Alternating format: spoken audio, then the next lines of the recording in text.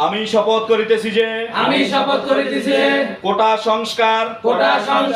ছাত্রদের যৌক্তিক আন্দোলন সকল ধরনের কর্মসূচির পক্ষ থেকে আমরা প্রবাসী আসছে যতদিন না পর্যন্ত আমার শহীদ ভাইদের বিচার না হবে ততদিন পর্যন্ত আমরা প্রবাসীরা কোন ধরনে কোন রকমে কোনোভাবেই রেমিটেন্স বাংলাদেশে পাঠাবো না না না না না আমাদের এই শপথ গ্রহণের সাথে যারা একমত আছেন